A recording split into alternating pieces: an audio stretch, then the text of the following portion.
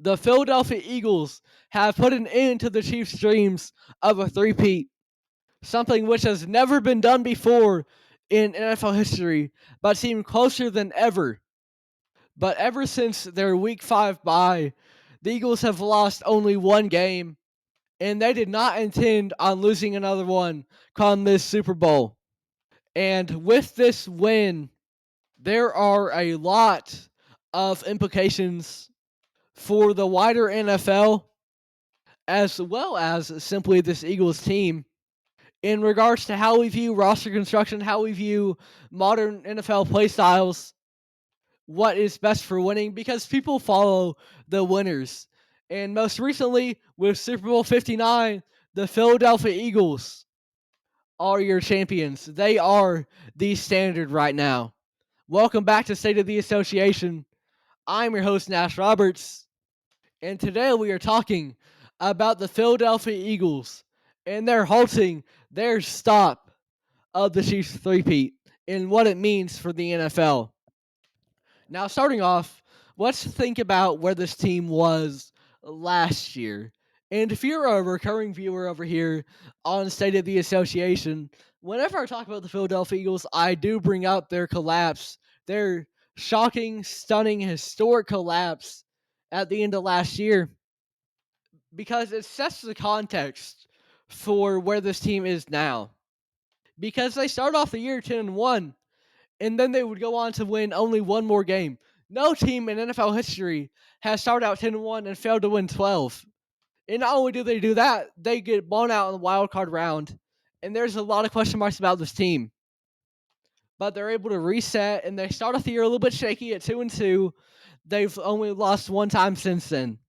And towards that back half of the season, it seems like they just couldn't close out games, especially in regards to quarterback Jalen Hurts and his turnovers, as well as a secondary collapsing and breaking down at times. This season, though, Jalen Hurts has been more safe with the ball than ever. And when people hear that he's been limiting turnovers and they see that he's been limiting turnovers, one thing that they're often going to do is say that he has been efficient. And for a lot of this season, that wasn't really the case. Yes, he was limiting turnovers, but he was not necessarily efficient. He was just focusing on stability.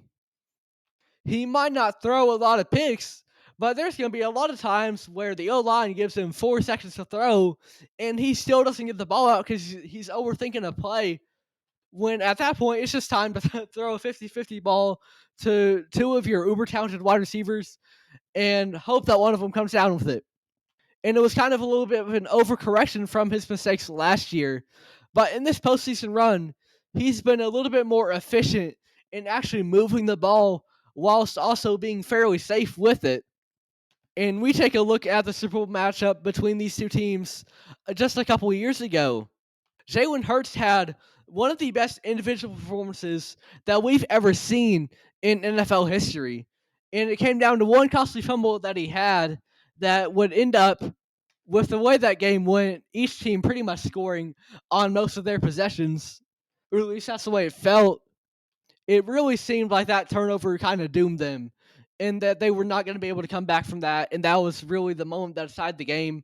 And ultimately, that kind of was the case. But this has been Jalen's safest year yet. And at times he's been just not aggressive enough. But to be able to win a Super Bowl, it absolutely worked out the best possible way that it could have for him. Then we get to the back half of that, the other side of the coin for their collapse last year when it came down to the secondary. And that was led by an aging Darius Slay, who, for his age, because he's planning on retiring at the end of the next season, was perhaps asked to do just a little bit too much. But then you bring in Cooper Jean, you bring in Quinyon Mitchell, 2 draft picks that they hit out of the ballpark, and you allow them to lead this secondary at the cornerback position and allow Darius Slay to take a little bit more of a back seat. Still has a major role, but he's not asked to do too much as he might have been last year. And that's really rejuvenated him. And he has been a much more impactful player this year. And this team, on both offense and defense, have outstanding linemen. Has outstanding linemen. From on the offensive side, Lane Johnson to Cam Jurgens to Jordan Mailata. And on defense, rising star Jalen Carter. Football games are won in the trenches, as we're seeing.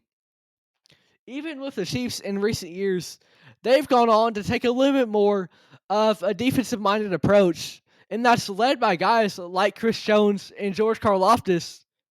And of course, the offensive line is very much able to keep Patrick Mahomes safe in the pocket. And this year, the Philadelphia Eagles, they certainly keep Jalen Hurts safe. For my money, the best offensive line in all of football. And so often, linemen don't get their credit, especially the O-line. But they've been so vital to this team. And they deserve all the flowers in the world, especially when it comes to what they've allowed this next guy to do. And that is, of course, Saquon Barkley, the man who rushed for 2,000 yards this year. And when I made my prediction for the Super Bowl, when it came to Saquon Barkley, if you're the Chiefs, your best chance at winning is not to stop Saquon Barkley, because perhaps no one is capable of doing that, but to at least try to slow him down and contain him. But Saquon Barkley is just so dynamic and adds a complete new layer to this offense. Because previously, another reason Jalen Hurts would throw a bit too many interceptions was because as solid as DeAndre Swift was, he doesn't alter the game and garner as much attention as someone like Saquon Barkley does. And having a great run game in itself, you don't see an explosive offense that utilizes the rushing attack so much like the Eagles do. Typically, when you think of an explosive offense, you think of a high-tempo, pass-oriented one. But the Eagles are an anomaly in their offensive line and Saquon Barkley combination. And that also opens up the passing game as well, because teams have to respect that run so much. And I think with teams following the winners, and the Eagles, of course, being the most recent winner, it can kind of set a precedent for the modern NFL in regards to the renaissance of the NFL's running back. Because as time went on, it felt like we were shifting more and more towards a passing-oriented league. You look at Cliff Kingsbury's air raid offense with the Arizona Cardinals, for example, one that is very much controlled by the quarterback. But this season, the new additions all over the place from teams that just didn't trust in their running back to produce at a high level anymore. Whether it was even Joe Mixon of the Texans or Josh Jacobs with the Packers, but especially with someone like Derrick Henry on the Ravens running for 1,900 yards, or of course Saquon winning a Super Bowl and rushing for 2,000 with the Eagles, as well as setting the record for, when you combine the regular season and the playoffs, the most rushing yards by running back in a single season ever.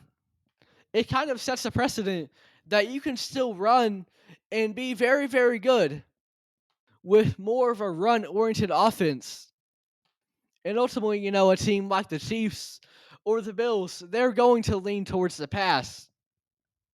And overall, that is the direction in which the league has shifted. However, even if you want to favor the pass, it's still important to have a valuable running back. Because, as we've seen with Saquon Barkley, teams have to respect that, and that can open up the passing game, like it at times has for the Philadelphia Eagles. And just to see more of a free-flowing idea of how to win football, I would love to see that, right?